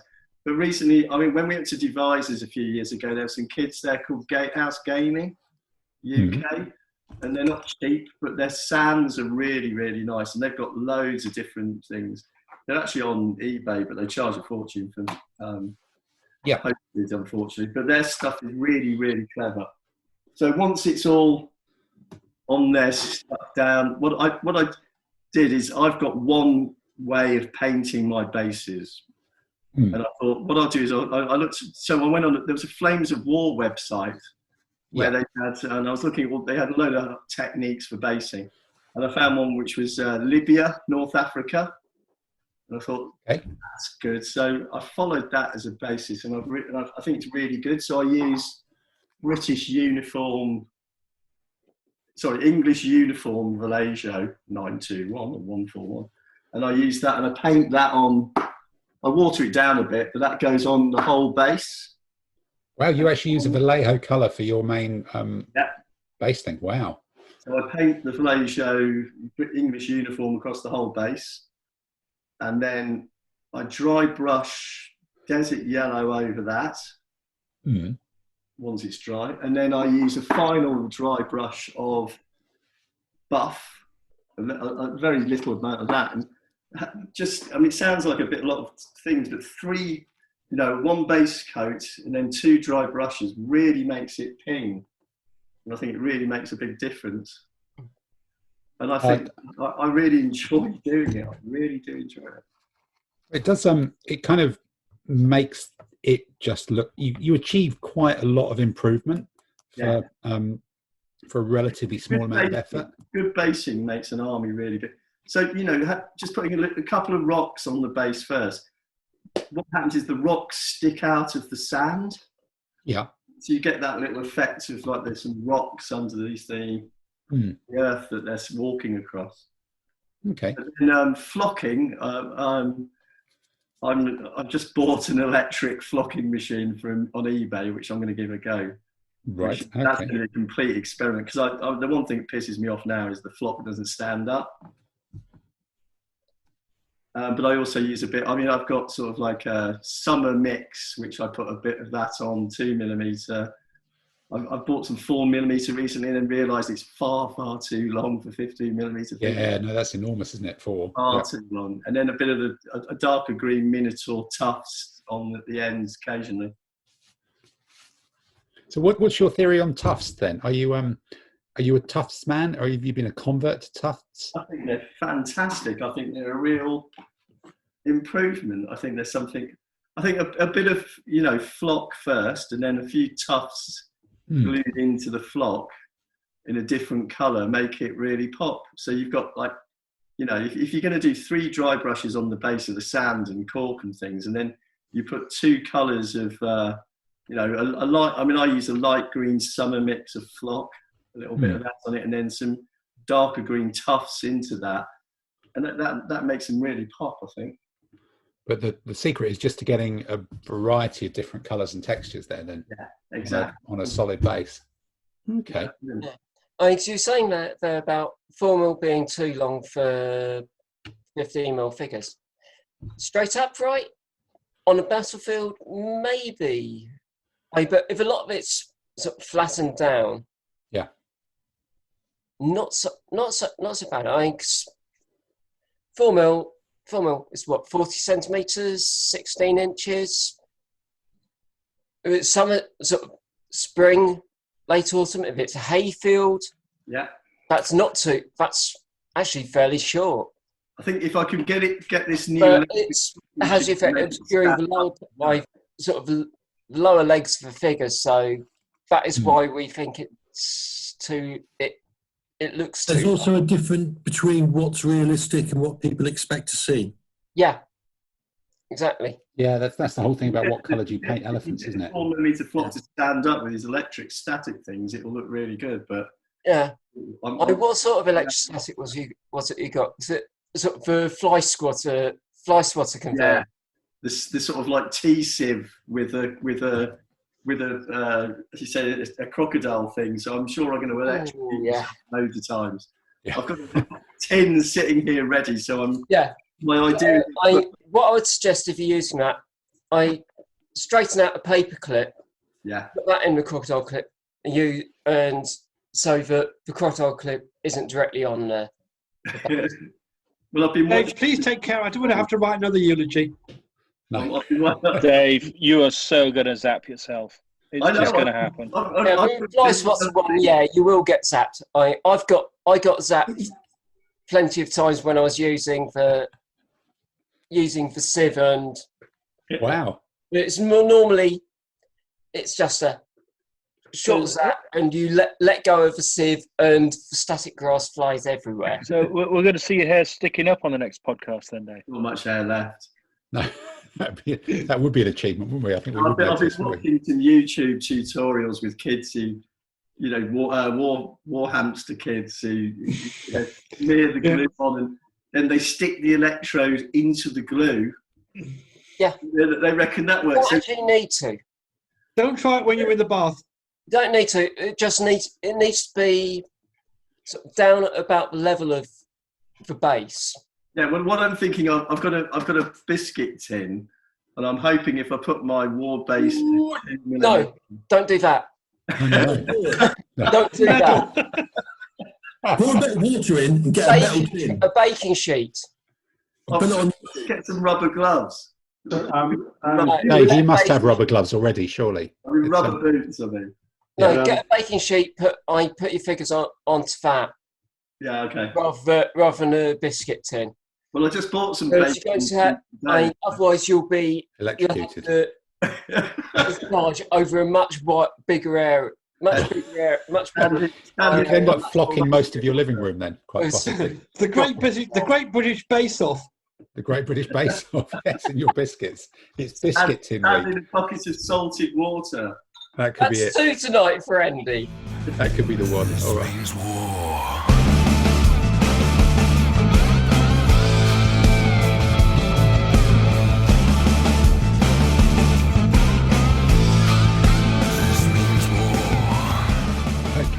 Let's go around the houses. Let's go around the houses a little bit more then. Simon, what about you? What's your world of basing? Because you've got all sorts of different eras and different armies and things like that, and you've imported stuff from Australia. Is it like a thing that you look back on and go, damn, I wish I'd worked out a proper way to start with, or are you not too fussed? Is it different horses for courses? Oh no, I definitely have rebased a few of my original armies or the ones I brought over. I used to be the standard historical wargamer, cheap as. I used to make my own bases by cutting out cardboard. Yep. Yeah. And yes, they look like I cut out cardboard. So it might have been 40 mil wide, it might have been 38, 44. Yep. So giving up and just investing, basically giving money to war bases or Pendragon for MDF bases, godsend, well worth the money. But I've become a convert of the Dave Saunders or Flames of War style of simple basing. So again, using lots of PVA glue. And I use, rather than using sand, because I tried using sand a few times, failed miserably. It looks like I've got my miniatures in beach sand. Right. I've purchased some big tubs of train ballast for HO scale model trains. Okay. Because you can buy it's a brand called Woodland Scenics. Yeah. You can buy this 1 litre jar of it, and it's quite a nice consistency. It soaks up paint really well, and you can dry brush it, and also adds no weight to the model. So for my skill of painting, that's come out quite nicely. So I do the Vallejo style English uniform, brown, buff, and a desert yellow. Yep. And I use cork. Quite often use cork. Larger pieces of cork for stones and things like that. So I've got some real stones, but also cork. Make it, dry brush up. Do you paint the cork, or do you put it on after you've done the painting of the bases? I glue it all, and then once it's glued down on the base, then I paint it up. So okay. I try to use it to cover up the base plates of the miniature, the footstand or whatever. Yep. And I've tried flocking using the loose grass tufts or things like that. Horrible disaster. I realise I'm not particularly good at it, so I just buy the grass tufts and just add different sizes and different colours to give if you look at it carefully, you go, doesn't look too good. But at 3 foot, you look down and go, yep. It's a whole mixture of different grasses on miniatures. It looks, it comes up quite nicely. So, and I've used that same consistent style now on all my eras from Renaissance backwards. They're pretty much all consistent because it's effective, it's easy, and I can do it time and time again. Yeah. Okay. So you just got proper production line, solid. You know what colours you're using. Do you dry brush it once you've painted it? Yeah. Yep, I'll dry brush as well. And I used to do different colours for different eras. Like I know some people have for their biblical that have like a more sandy type of colour, and then medieval is more dark, like more muddy.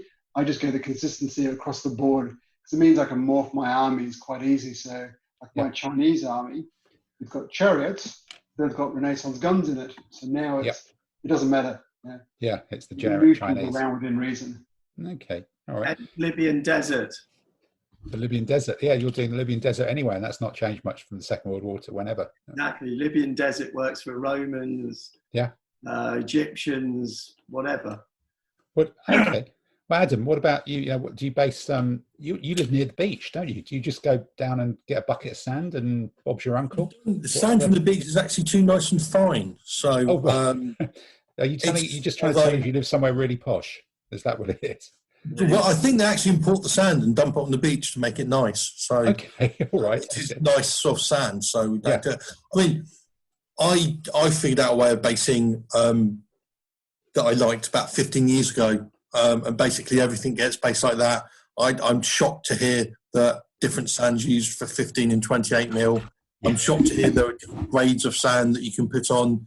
I just use, apart from Malifaux figures, I've done differently because I bought resin bases at cobblestones and I figured out a way of doing cobblestones and they all look the same. But I do, similar to most people, it's almost like a modern war game standard. I used to love my painted green and then glue some flop on top when I was a young lad, but the world's moved on. And I go with wood filler, as long as it's not hard because there are too many bases all sort of like mixing up and I can't get in the middle. If it's like that, I just don't put wood filler on. Right. Then I glue sand on top with PVA. The sand I use is builder's sand. It's about £3 a bag from B&Q, and by a bag I mean a bag. 25 kilo bag, isn't it? Sorry? About a 25 kilo bag? It's big. I don't know, but it was heavy carrying it home. Yeah. I actually add into that different textures. So I put I've got, I don't know where or how or why I've got them, but it's like little stones. I think it's railway modelling track ballast or something. Yep. So I throw a load of them in and some other stuff that I've got lying around. I throw in them to make it a little bit different sizes. I glue that on with PVA. Mm-hmm. I then paint that with emulsion. Yeah. The emulsion I use is the tester pots. Yes, yeah. I buy the tester pots, and about 15 years ago, I bought about 5 tubes. I bought a few different ones and decided what colour I'd like, and I bought about 5 tubes of the tester pots of, I think it was Kenya mid-tone, Crown Kenya mid-tone, and I'm now on the last tube of that, so it lasts forever. It needs to be watered down quite a lot because it's very thick. And I just paint that on and the sand just sucks it in. And it looks nice. Then a vaguely heavy dry brush with green, a very light dry brush with white, and then sort of like tufts and different patches of static grass. Right. Sort of like at random to create a random sort of pattern to hide the bases. And all my figures have been based like that for quite a long time, so they're all interchangeable. And they look okay. I mean, the thing about bases is when you look at a table, you actually see the base more than you see the figure from the angle you're looking at. Definitely. So it's got to look kind of coherent, and that's all I do. And the concept of different sized static grass, different grains of sand is, again, other people's basing is going to look better than mine, but it's a very quick way of basing that I am happy with the effects it gives for the army. Okay. So that kind of works for me. So you're on with emulsion. All right. Andy, what about you? You're cooking stuff up in your kitchen on the Zoom call as we speak, is there a pot of basing material bubbling away on the stove behind you, or what's the there's handy no thing for smoke coming basing? out, so the answer is probably no. Probably I not. use stuff called coat down brushscape. It's described as sandy brown, but it's more a kind of a mid-dark brown. But this stuff gives it texture. What I do is I stick the figures on the MDF base, and then I put this stuff in, and it solidly, it builds up the physical height of it, and it's got kind of a bit bumpy and knobbly, so it creates a kind of a textured effect. Leave that to dry, probably best overnight. And then I dry brush it bone color or linen or something similar. Then I give it another dry brush of grey. And then after that, I put dabs of white glue on it and then sprinkle some flock on it. And that's it. And, you know, if I want kind of deserty type stuff, I'll put less grass on it, or probably none at all. And if I want European one, I'll put a bit more grass on it. But it'll have a varied kind of a rough patch, bits of grass mix type of stuff on it. And that tends to be how I do most of my basing these days. And how many armies will you get through one of those coat to arms, you know, buckets of whatever it is with? Quite a few. I mean, I've actually I bought one at the beginning of lockdown, and I've not finished it yet, and I've painted about 400 figures of different scales. So wow, okay, yeah, it's that quite through. Yeah, you only need a small amount on each individual base. Yeah, true. All right, but okay. So it's a fairly simple process, but it looks you know, I don't obsess over the quality of the bases, but they look nice and they look painted and coloured and a bit kind of not pure green, solid green. And you know, I'm a great believer of the fact of a bit of nice painting and a couple of flags can hide a multitude of painting sins. Yeah, no, I think that's the case as well. Yeah, well, I think certainly from my point of view, I've ended up with sort of two. I've got a legacy basing and a more recent basing that I started doing with some Saga stuff that's now kind of started to eat into the rest of mine, and they do sort of meet in the middle-ish, but I'm in that period in which I've got half of my stuff with one style of basing and half with the other, and it is a little bit irritating. So my old style basing was, you know, building up the base initially with a filler. I was using polyfiller wood filler in a really light color, kind of a almost lightest, that kind of gives you a yellowy, slightly textured piece anyway, as long as you don't smooth it over too much. And I actually found that color was a really good match for miniature paint sand. So you could build up the texture on the actual base itself with the polyfiller light wood filler, and then you only had to paint around the edge of it with sand. So there was no painting over the top, and occasionally I would push into it little bits of proper sand, or again, like everybody else, some model railway ballast, just to give it a bit of slightly different texture. And then when that was dry, just dry brushed the lot with initially a kind of a reddy brown and then a real much paler brown, so that there was always two tones of dry brush on it, and then do patches of initially flock, and then I moved many years ago onto static grass, the normal sort of 2 to 3 mil. But I've never really gone down the route of even considering the electrostatic malarkey, partly because it just sounds really bloody complicated. But passion. It's not complicated. I'm sure it's not complicated. Okay, it sounds more work than I can be asked to do, and which is probably a more accurate way of doing it. And I can justify it to myself in that the grass is trampled down, possibly. So that's the answer. So I've got patches of grass on it. I think a few years ago I got sold on the idea of grass tufts and started adding some of those to particularly the bigger scale figures to get a real mix of them. Because just having different grass tufts, I think it was one of the AGLG players from up north sells quite a lot on eBay if he's still doing that.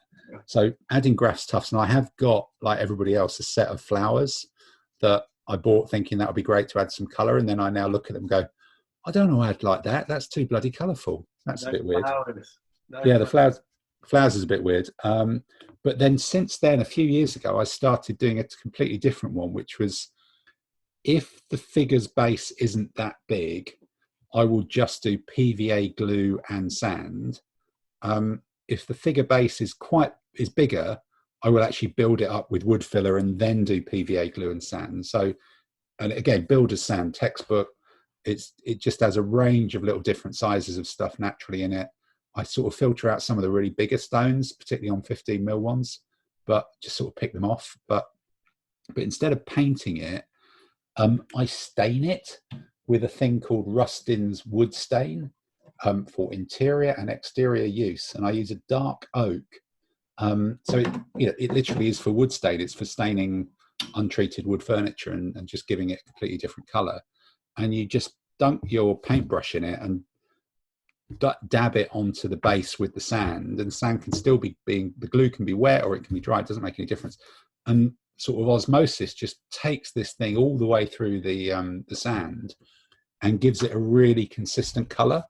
And then I dry brush the sand with a pale gray and I think it's skeleton bone or bleach bone, one of those two colors, to give them a really, really consistent color. And I've used that on 28mm, on 28mm single base, on 15s. I've even used it on 6mm tanks and stuff like that. It's just exactly the same sand, exactly the same dry brush, and the doing it with the stain just seems a lot easier than painting over sand. You're not watering stuff down, you're just getting it out of the tin and plonking it on. And you can do one or two. If you do more stain, it gets a darker color. And then patches of dry brush on, patches of static brush. Because using the emulsion, it sort of soaks in. But before doing the sand, I use the unwatered down emulsion to actually paint the figure base. Right. Okay. How does a stain deal with figure base? It just stains the sand, and it will stain the MDF if you're using MDF bases as well. No, I mean the metal or plastic base of the figure. Oh, sorry, the figure base. No, it doesn't. It doesn't do that. It doesn't colour it at all. I end up two things, I guess. So either I end up painting that like a brown, or I build up over it with some. If I build the polyfiller up to level with it, I put sand over it. Quite often, I end up using the static grass around the feet of the figures where it's really obvious there's a base. So sometimes when I just can't be bothered to build up the bases to, if there's just too much, you think these figures I just want to get them done. I glue the sand on, and you can see there's kind of raised mounds around the feet of the figures, which would be really obvious if it's just the sand and the dry brush. But that tends to be where I stick all the static grass. So the grass will just hide it. But yeah, so it doesn't color metal, but it really, really stains sand to a really, it's bizarre. You'd think sand would be sand colored, but it's not a consistent color and it's a bit light.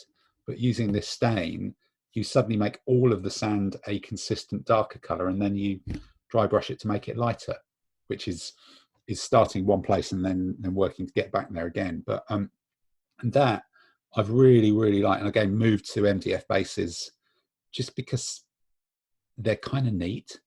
And I'm not sure it really matters if a base is 39mm or 41mm, or I'm not quite sure the accuracy of the basis is wildly important in most of the games we play, or any of the games we play really. I like having but it's just the fact they do fit together, and it sort of fits that OCD thing. Plus, you can get the bases that have already got the metal underneath for the magnets. The magnets to make it a lot easier when you're travelling around with that. Bases, Yeah, no, They're well, also cheap enough to not make me wince, because I've started using them, and for a long time it's like, no, I'm going to use. And we say cardboard. It's how I use our mounting card. It's like exactly, proper stuff, decent material, but the MDF is just easier and it's cheap enough to make me go, Yeah, that's fine. Yeah, it's £3, £2, £1.80. And the MDF is less likely to warp than the mounting board. And Well, no, I think that's a post hoc justification because I've 30 years. Interject with my scientist hat on. Because earlier you said that the rust-ins wood stain seeps through by osmosis. No, it doesn't. Okay. Reaction. Osmosis, it has to cross a membrane. Right. So it's what is it called? What's the science? Capillary reaction. Capillary reaction. Of course it is. Yes, absolutely right. So, the great thing is I get a bit of science. I get a bit of science. Yeah, I get a good one. God, Andy, where are you when I need you? There's a bit of science there as well. So, but I'm in the middle of having 2 different basing schemes, and I've ended up with my biblical troops on the new scheme, and then all my sort of classical era troops on the other one.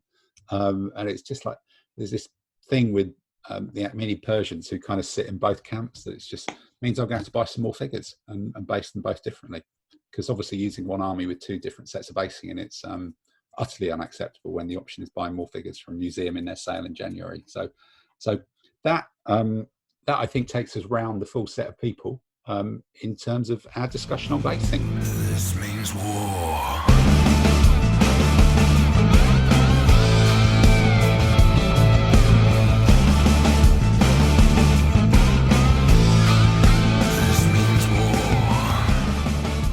So then we've delved deep into the world of static grass and basing, and I think in the intervening few minutes, I think Dave hasn't yet electrocuted himself, but it's probably by next week's episode we might be seeing a man with static hair sticking up. It's not arrived yet. So I think it's stuck in the post office. They claim they came and tried to knock on my door. Yeah. It's the static electricity. Someone that's stuck to someone's sweater, isn't it? Yeah. But look, in the postman. If that shocking story isn't enough for you, it's time for us all to be shocked by the arrival of Andy's quiz music. Comment les voir? Question. Le trou est sans fond. Question. La légende le dit. Question. Elle dit aussi. Question. C'est une maladie. Question. It gets harder work every week, doesn't it? We need to get exercise from somewhere. Yeah, you got to do it. So then, c'est la vie, incroyable, and away we go. Andy, hit us with 2. Right. March 2. Hit us with last week's answers, and then give us a little pause so I can put the music in much more tidily, and then we'll go on with next week's questions. Probably even with a French accent. Right. Last week, I asked you 3 questions on the theme, "Oh, what a lovely war," and they were about the First World War. The first question was, which Oscar-winning feature film featured the top-scoring Austrian submarine ace of the First World War? The hills are alive with The Sound of U-Boats, possibly. It has to be that, because that's the film with the most sort of Germany people in it, isn't it? That's it. Yeah. Jörg van Trapp was the top German Austrian submarine ace. Was he one of the children, or was he the dad? The dad. He was the dad. Okay. Yeah. And there's actually a bit about him in a museum in a place called Kotor, which is in Montenegro. It's a lovely old fortified town, and they've got a maritime museum, and there's a section of naval history about the Austrian Navy and the Yugoslav Navy there. Yugoslav Navy? Yeah, some nice model destroyers from World War II and stuff. Right, question 2. Which First World War fighter ace has a major sporting venue in France named after him? On base, I don't know any other French stadia. I will guess Roland Garros. That's it. Bloody hell! Wow. Yeah. Mr. Roland Garros. Yeah, and he became famous partly because he was, when the Germans started, they had this thing called the Fokker Eindecker, which could shoot straight ahead, and that was a technological advantage for them. And the Allies couldn't, because basically they fired the machine gun through the front of their plane, it would shoot the propellers off. And Garros put what's called deflector plates on his propellers, which is basically steel bits so the bullets would bounce off. And that worked for a while, and then he was shot down. And then afterwards, the Allies worked out that if they made the engines fire the machine guns, which is what the Germans did, you could actually stop the bullets going through the propeller. Yeah, you could synchronize it. No, there's a whole thing about that, the RAF Museum in Hendon, which might even be open again soon. Wow, that brings up. Okay. Yeah. Right, and the question 3, Which German commander in 1918 did not surrender until he found out about the armistice from a captured newspaper? Nope, not a Scooby. Not a Not a clue. Scooby. Right. Oh, yeah. His name was Colonel Onletto Vorbeck, and he was in command of the troops in German East Africa. And when the colony was basically overrun in 1916, he kept going around with his troops and doing guerrilla warfare against the British and leading them a merry dance. And he attacked a Portuguese place in November 1918, captured some newspapers and found out the war was over. So then he just marched up to the local British base and say, apparently the war's over, here we are. Is that another Zanzibar link? Have we actually, created consistency and something coming through? This wasn't in Zanzibar, was it? Do we need Well, to ask Zanzibar Paul? was actually off the coast of German East Africa at the time, which is Tanzania. And there was actually some naval action going on there. There was a cruiser called the Königsberg. If you've ever seen the movie Shout at the Devil years ago about the German cruiser hiding in the river, that was based on Was the ship that did that. Marvin one? Yes, Lee Marvin and I'll think of her name in a minute. Sophia Loren? No, Catherine Hepburn, I think it was. Catherine Hepburn. Wow. Well, The Africa Queen. there's a huge amount of military history there for Paul in Zanzibar then, as we speak. Good. Okay. Yeah. Comment les entendre? Question. Comment les voir? Question. Le trou est sans fond? Question. La légende le dit? Question. Elle dit aussi? Question. C'est une maladie? Question. So this week's questions, Andy.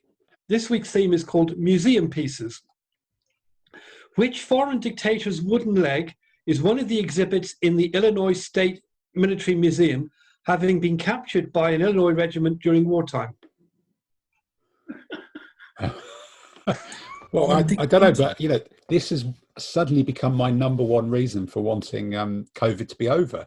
To go to a Chicago Military Museum and look at wooden legs. Okay, fine. And number two, which Napoleonic marshal, related to the heroine of a historic event commemorated in a famous folk song, has his baton as an exhibit in a museum in Armadale on the Isle of Skye? The Isle of Skye, someone's baton. Fine. Okay. That's Right. that's Which niche. Union general who was acquitted of killing his wife's lover by pleading temporary insanity commanded a corps at Gettysburg and lost his leg, which is now an exhibit in the Smithsonian Museum? Okay.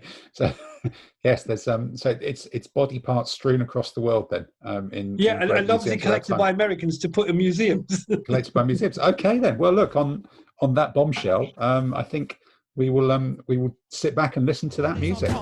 Question. Comment les voir? Question. Le trou est sans fond? Question. La légende le dit? Question. Elle dit aussi? Question. C'est une maladie? Question. Okay then. Well, look, we just found out. I think this very evening about how lockdown may or may not change depending on where we live, and we are now none the wiser anyway. But I think that still means we've got another few weeks of not necessarily being able to go out. So very, very quickly to run around and say, what have you got, coming in the post? What have you got on the workbench, on the paint bench this week? And Adam, starting with you, what's your next 7 days looking like, soldier-wise? Well, looks like some nations and dations, and to be honest though, it's like I just want to have a hot bath. Yeah, and perhaps a bit of a Assyrian relief before going to bed. That's good. A little bit of Assyrian relief for you, Peter. You and your Assyrian relief. Now that you're locked at home. Well, you got to have a good Assyrian relief. It's the way to go these days. Yeah. I'm going to march through the Bavarians, then transfer while I'm on isolation, as to the app has told me, for the next 10 days. I've got some French to march into next. So I've got, I think it's going to be a Napoleonic couple of weeks. Okay. All right. Simon, what about for you? Are you going to be waiting? Are you going to be doing anything before that stuff that you're not really going to buy from Lancashire Games arrives? So, yeah, I'm currently working on more 28mm rats. So, yeah, I started to make a lot of cheese jokes. But, until the next models arrive, I think I'll be just focusing on these quite cute models and just having some fun. Okay. In fact, that does remind me. Maybe next week, if it's click good weather, I'll get on my bike and bring you over those American football rats. You can have them as wingers or whatever they are in Dragon Rampant. And Tamsin, what about you? You said you've got some MDF scatter terrain, and then you've got something else kind of in the pipeline. MDF scatter terrain, and then before I go on to those cobblestone figures mentioned for the last couple of episodes. Yes, the cobblestones are coming after some scatter. All right. Saunders, we know that you're going to be, faffing around with pipe cleaners and electricity, and possibly nothing could go wrong. So, what might be your last ever appearance on this podcast? What have you got planned for next week before you electrocute yourself? Well, I'm going to learn to make bread. What, with the scatter thing? No, Nigella Lawson last week, and she's making bread. She's got this easy recipe for making bread. So my plan for the next few days is to make bread. So that's how you learn not to blow. That's how you learn not to blow your stuff up. Back in March and April at the start. Yeah, that's the sourdough. I've never used flour in my life apart from a rudimentary toad in the hole. Well, I've heard it's very good for it's very good for basing. It's very good for basing if you get the fine enough grain. But it was quite good fun explaining what toad in the hole was to Iñaki in Spain. Yes, that is true. Yeah, that was a weird conversation. All right, so look, you're going to have something very unusual to report on next week, or possibly not. All being well. All being well. And Mr. Finkel, what about you? What's on the table this week for you? More Thracians and Voynooks, basically, and I think that will keep me entertained till next week. And I think for me, it's more finishing off a few odds and sods. I've got a few 28mm Ottoman generals just to finish off, and I think I will make a pretty big dent in these Arabs. I suspect there'll only be a couple of bases left to do by it, and like Adam, I think I'm hoping on good weather to get some spraying done outside, and I think I'm also waiting on a couple of deliveries that are 10mm tank related, and I will be dithering about. Well, about 20 different pots of paint so you can paint them properly, is that it? No, I've just waited one big can of British Green and one big can of Dunkelgelb to come from Element Games. So once they're done, I think there will be 90% of the way there, and the other 23 colours can probably go whistle.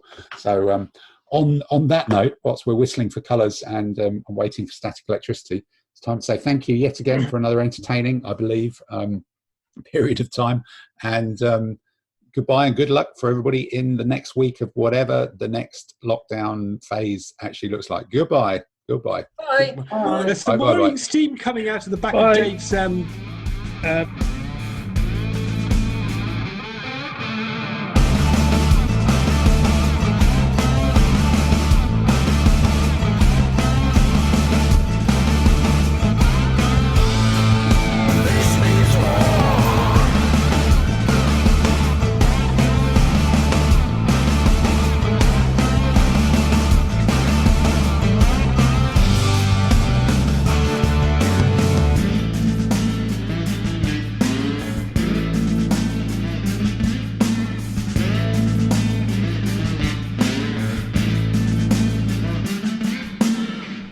Yeah, but I think we've got, and glue and paintbrushes, we sometimes said different things. I think we've all said about the same thing on that repeatedly. When I stick glue on, then I use static glass. Yeah, then I use static glass, yeah. Oh, wood stain, that's very different.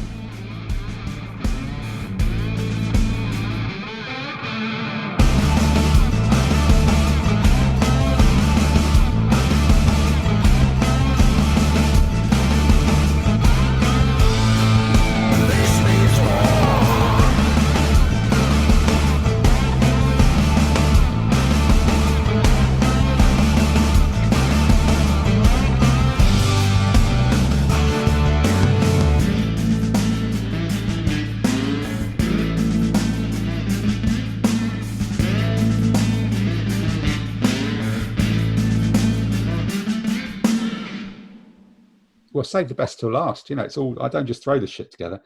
You really do surprise me.